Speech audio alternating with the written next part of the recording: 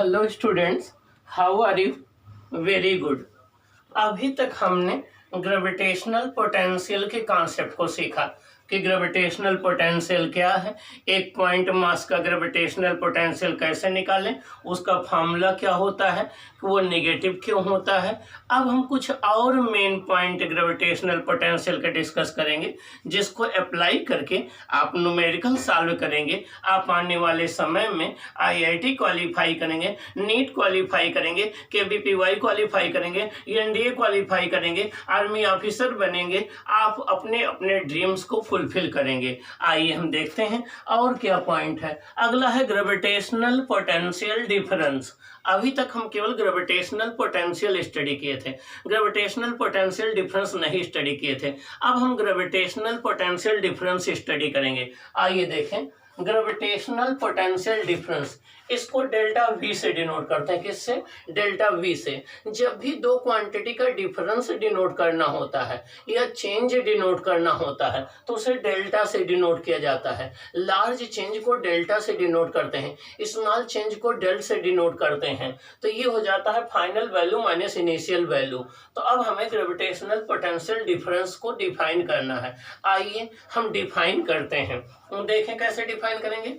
ये कोई एक यम मास की बॉडी है, इसके चारों ओर इसका ग्रेविटेशनल फील्ड है। ये एक यम मास की बॉडी है, इसके चारों ओर इसका ग्रेविटेशनल फील्ड है। अब हम एक यूनिट मास को इस ग्रेविटेशनल फील्ड में पॉइंट ए से पॉइंट बी तक ले जाते हैं। किया गया वर्क डन WAB है, किया गया वर्क डन WAB है। तो WAB जो वर्क डन होगा यही इन दोनों पॉइंट के बीच का ग्रेविटेशनल पोटेंशियल डिफरेंस कहलाएगा। इसका मतलब ये हो गया कि किसी यूनिट मास के बॉडी को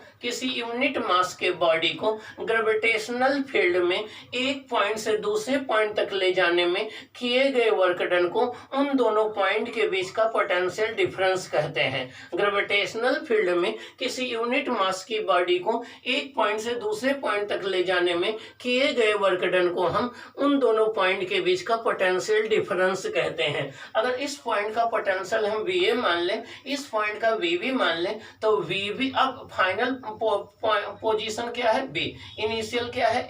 A से B को ले जा रहे हैं तो VB माइनस BA ये पोटेंशियल डिफरेंस कहलाएगा पॉइंट A और B के बीच में। अब आप देखें, the work done to move a unit mass, कितने मास को? यूनिट मास को। the work done to move a unit mass from one point to other in the gravitational field is called gravitational potential between the point।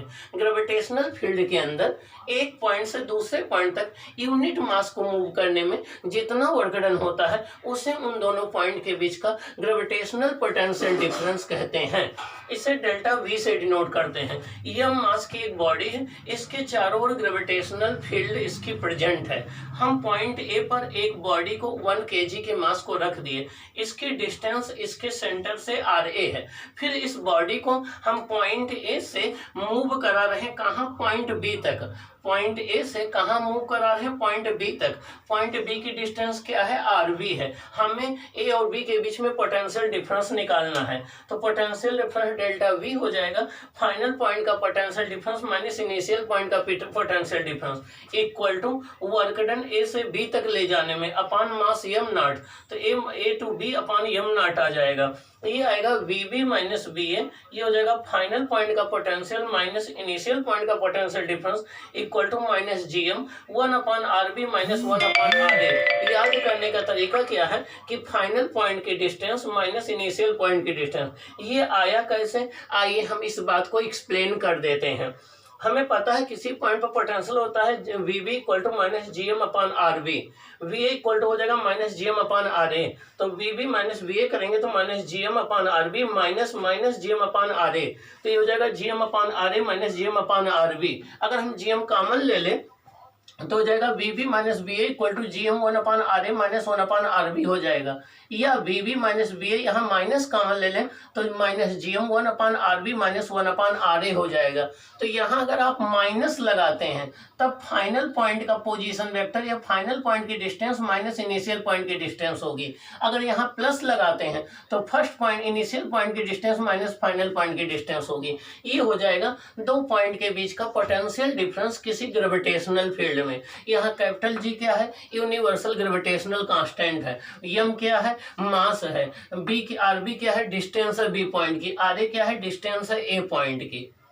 अब आइए हम देखें कि अगर एक से ज्यादा मासेज हो, मान लो m1 है, m2 है, m3 है, m4 है, और इन सभी की वजह से हमें किसी पॉइंट P पर पोटेंशियल निकालना हो तो कैसे हम कैलकुलेट करेंगे। इन सभी की वजह से किसी पॉइंट P पर हमें पोटेंशियल फाइंड आउट करना हो तो कैसे फाइंड आउट करेंगे।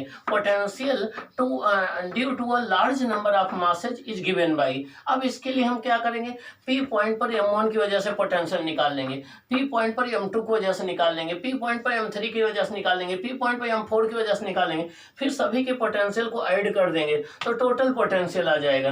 तो V इक्वल टू आ जाएगा V1 plus V2 plus V3 plus V4 dot dot dot Vn आ जाएगा। तो V1 हो जाएगा माइनस GM/R1 ये R1 क्या है, ये है पॉइंट 1 की डिस्टेंस, ये है उस पॉइंट की डिस्टेंस जहां हमें निकालना है पोटेंशियल। तो ये इसको हम P0 पॉइंट बोल रहे हैं। तो इस पॉइंट की यहाँ से डिस्टेंस R1 है, इस पॉइंट की यहाँ से डिस्टेंस R2 है, इस पॉइंट की डिस्टेंस यहाँ से R3 है, यहाँ से डिस्टेंस R4 है। ये हो जाएगा minus GM1/R1 minus GM2/R2 minus GM3/R3 minus GM4/R4 minus GMn/Rn। Means जो है उस पॉइंट की डिस्टेंस जहाँ पोटेंशियल निकालना है m1 मास से, उस पॉइंट की डिस्टेंस जहाँ पर पोटेंशियल निकालना है m2 मास से। अब इसको हम समेशन के फॉर्म में लिखेंगे तो ये हो जाएगा आपका V equal to minus I equal to 1 to n GMI/RI0 हो जाएगा। अब यहाँ I 1 1 2 3 रखते चले जाएंगे तो माइनस GM1/R1 आ जाएगा, माइनस GM2/R2 आ जाएगा। इस तरीके से हम राइट कर सकते हैं। इसका मतलब हो गया कि किसी भी पॉइंट पर अगर हम पोटेंशियल निकालना चाहते हैं तो उसके आसपास जितने मासेज हैं सबकी वजह से पोटेंशियल हम कैलकुलेट कर लें, उनको ऐड कर लें तो टोटल पोटेंशियल आ जाता है। याद रखना यहाँ पर हमें अलजेब्राइक सम करना है, वेक्टर सम नहीं करना है, क्योंकि पोटेंशियल एक स्केलर क्वांटिटी है और ये पॉजिटिव नेगेटिव दोनों हो सकती है। तो यहाँ हम अलजेब्राइक सम करेंगे, जबकि इंटेंसिटी निकालने में हम लोग वेक्टर सम करते थे। तो जब भी किसी पॉइंट पर हमें ग्रेविटेशनल पोटेंशियल निकालना हो कई मासेस की वजह से, तो हम हर एक मास की वजह से ग्रेविटेशनल पोटेंशियल फाइंड आउट कर लेंगे, उनका अलजेब्राइक सम कर लेंगे तो टोटल पोटेंशियल आ जाएगा। जबकि किसी पॉइंट पर हमें सभी मासेस की वजह से ग्रेविटेशनल फील्ड इंटेंसिटी निकालना होगा तो हर एक मास की इंटेंसिटी फाइंड आउट करके उसका वेक्टर सम कर लेंगे। ओके, आइए अब हम अगली बात देखते हैं।